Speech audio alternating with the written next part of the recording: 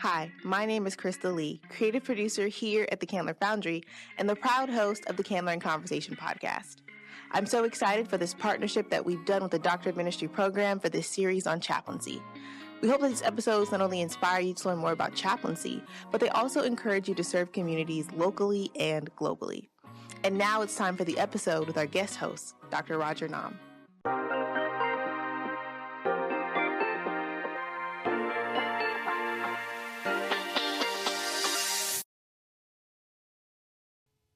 I'm pleased to welcome my colleague, Dr. Emmanuel Lartey, into this conversation. So a lot of faculty members, sometimes we call them by first name in private, sometimes we refer them as doctor, professor.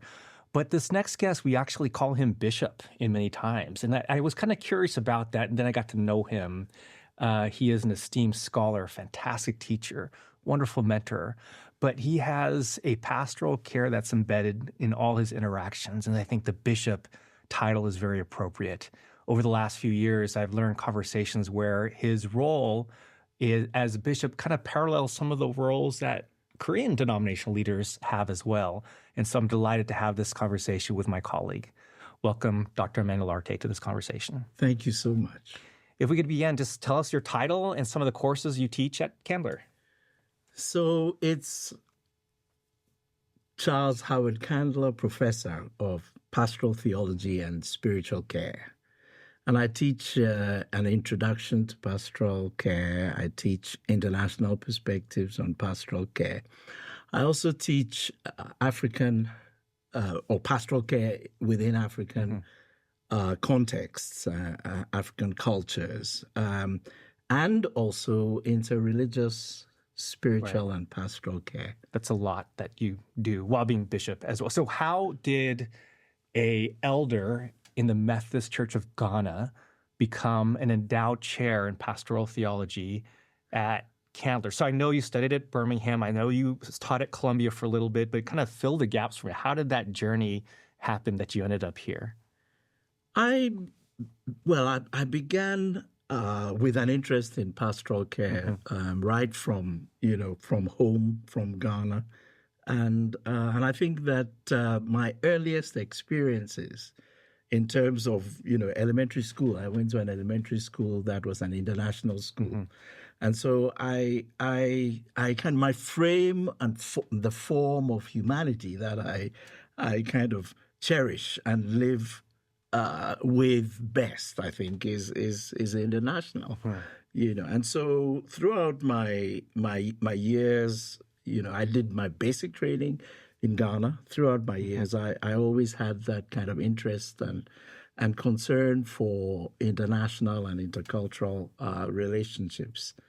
So after ordination, I went to the United Kingdom to study for what was initially it was a master's, but then it moved and I went on to do the doctorate.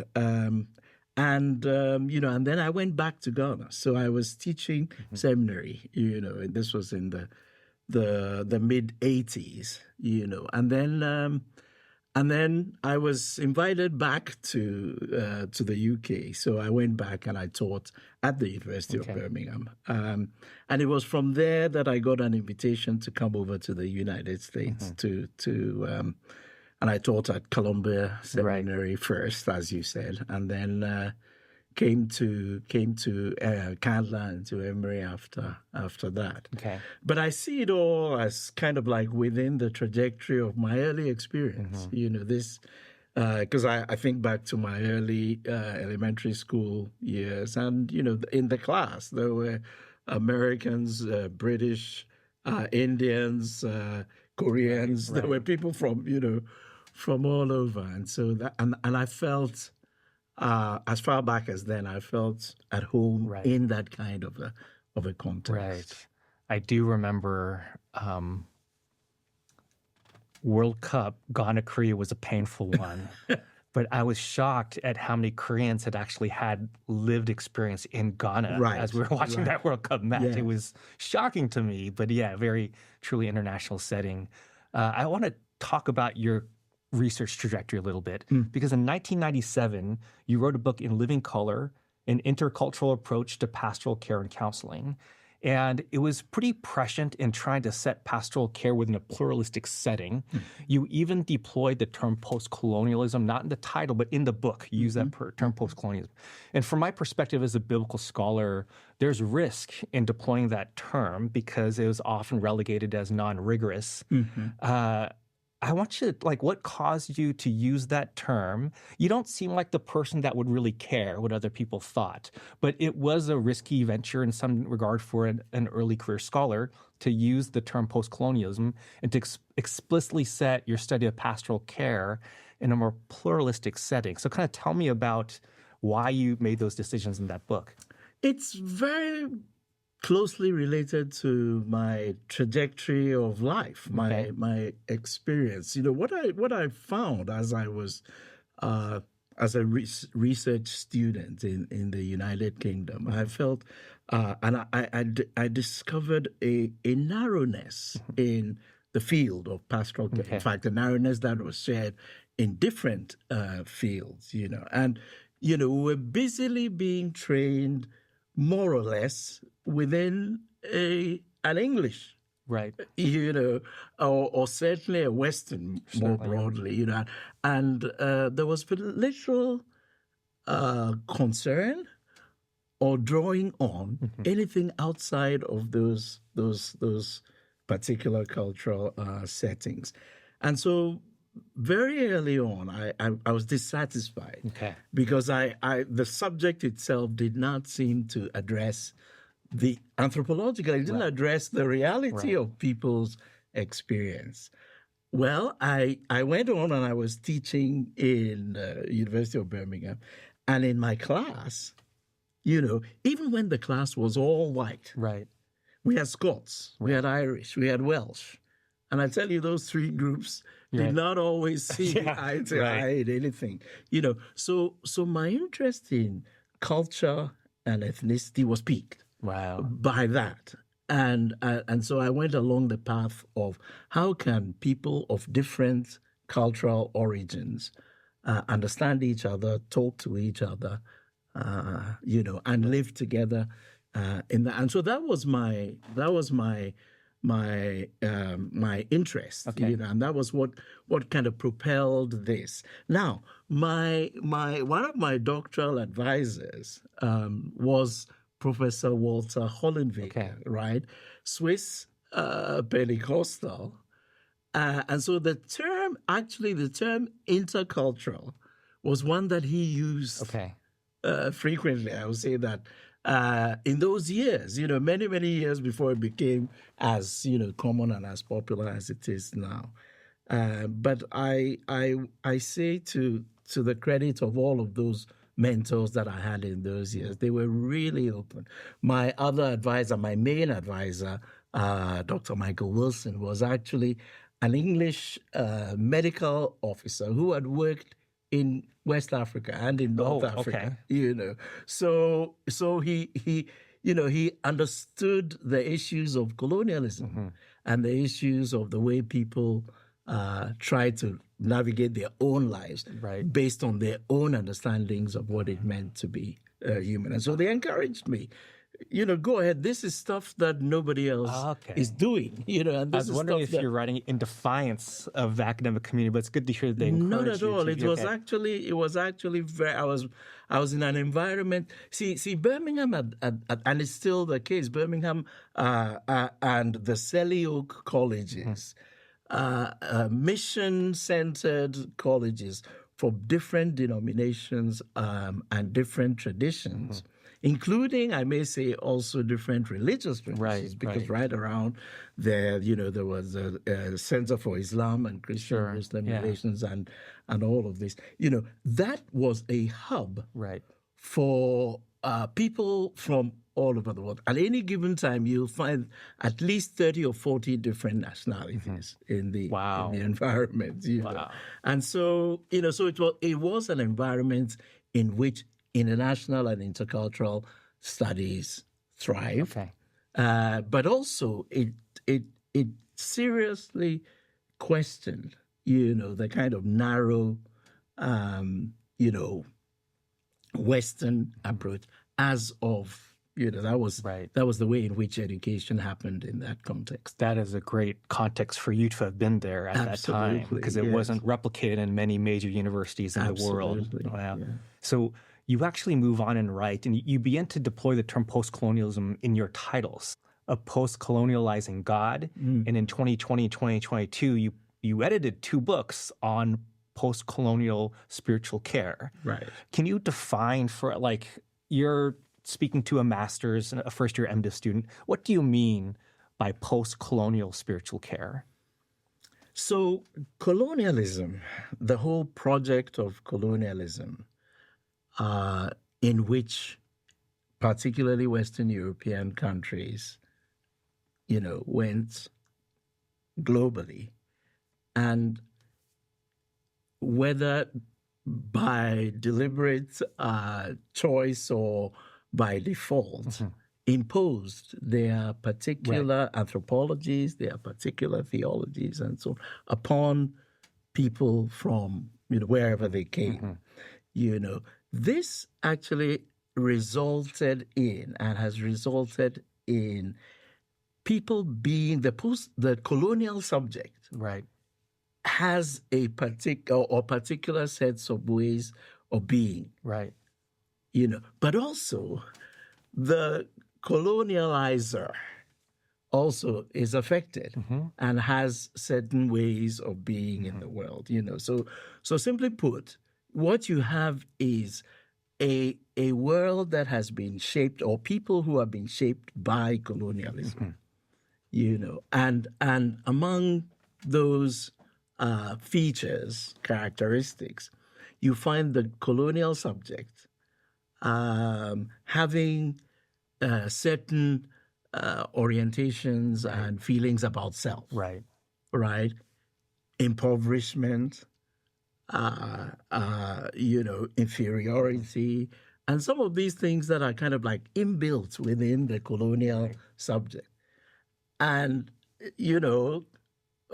the colonizing people also then suffer from superiority. Right. And all those kinds of things that, domination and so on. And these things are present in the way in which they live in the world, and also in the issues and problems that they face. So on both sides, both dividing it into colonizers and the colonized subject, each have been affected by colonialism, and suffer from, if we as well as benefit from the particular subjective orientations that have resulted from this. So post-colonial care or post-colonial studies seeks to address the effects of colonialism on people, appropriately attempting to help them to develop a more healthy, and this affect, as I've said, this colonialism affected the colonizer as well as the colonized in ways that are not beneficial. This is kind of a misconception of colonialism in certain ways, where you often focus on the colonized and neglect the negative implications on the colonizers that are often so implicit and subconscious, just carried out, and that to do spiritual care seems like a much more holistic, just aware of the power systems that are at play when you are applying spiritual care, and much more flexible to the person that is receiving that care as well. Right. And so post-colonial care does a lot of analysis, or kind of on the structural kind of level. It looks at political systems, economic systems, and all of those systems, particularly with a view to seeing how they are impacting individuals, communities, and so on. So one of the things that post-colonial care adds to the mix is the kind of sociological analysis. Pastoral care typically has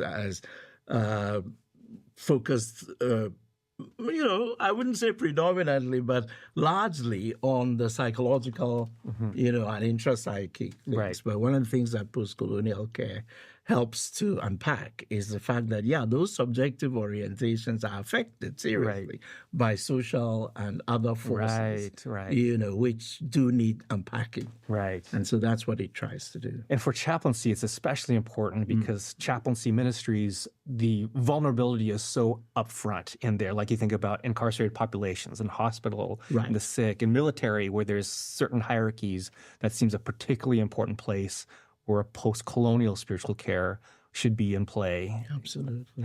So talk to us a little bit about one of the classes you'll teach for the incoming doctoral ministry students is interreligious care. Of course, we have students that have been ministers in maybe Christian faith, and so they know Christian theology and history. How do you teach them? Of course, we know how important it is for people to understand different faiths in a chaplaincy setting. Right. What are some of the ways and methods that you teach interreligious care to maybe someone who is a third-generation Christian minister and knows their tradition very well, but maybe not neighboring traditions as well? That particular course has an interesting pedigree for myself, because it was conceptualized in Northeast India. I was visiting a hospital. Right? I was visiting a hospital. I was part of a small group of teachers that were working with chaplains and medical officers. The whole, hospital. It was a Christian mission hospital in a small place called Mungeli in Northeast India, close to Raipur. And during my teaching, a group of nurses, they came to me and they said, "Sir, we understand that spiritual care is a part of our mandate, but how can Hindu nurses provide spiritual care for Muslim and Buddhist and especially our Ayurvedic practitioners? How do we do this? What does spiritual care mean when the person offering it is of one faith and the recipient is of another? I fumbled around and, made some professorial kinds of overgeneralized. Been there, yeah. But I went back home and I said, I really want to respond to this question. I really want to respond to this question. And so what I did, and this is reflected in the way the course is set up, what I did was I went to Muslim chaplains and to Buddhist chaplains and to Hindu chaplains and to Jewish chaplains, and I said, how do you do it? How do you do spiritual care? Or how do you do, to whoever? And then, so the way the course is set up is in the first part, we try to explore theologies of religion because, the Christians will be dominant in the classes that I teach, So we first try to help the Christian community to get a sense of how Christians have thought about people of other religious traditions and the ways, and all the ways in which we have responded to and tried to relate to. And one of the big issues is the whole thing of salvation. What does it mean to be a participant in a particular religious tradition in relation to Christian understandings of salvation? So we explore those and we try to get a sense of the plurality and the variety that exists from the early church right through to the present time. In terms of interreligious dialogue and all this kind of thing. And then the second part of the course, what we do is we actually listen to and we invite chaplains from different religious traditions to come teach us. And so we are learning, from and how they are doing it, so that in my aim is at the end of the the course, people will have a greater familiarity with what people of these particular traditions understand, how they understand themselves, how they believe, how they faith, and all of that. But also they will have an understanding of how people within their own tradition who care seek to do it so that they can learn from that. Not in order that they might, sort of take the place of these people so that they remain a resource in terms of referral. But at least they will not commit some of the more egregious acts in the interest of care, or in the name of care, but they will avoid some of the more kind of damaging ways in which we can relate across cultures. See, that's why a pastoral care professor is teaching this, because it's a biblical scholar. We like texts, so we just hear a bunch of texts to read about these different traditions, but to actually have representatives of caregivers of these faiths give these teaching moments, I think, is a much more robust way to train chaplains. I could see in this class, in all your teaching, the seeds of your own biography from international school in Ghana to this really wonderful multicultural setting in Birmingham, even to this hospital in India and to Atlanta for the years you've been here. And I'm very happy for the students that you encounter both in the STEAM program and at the other programs at Candler. So thank you for sharing this with us, and thank you for being my colleague here at Candler. Thank you. Thank you very much. I'm glad to be here.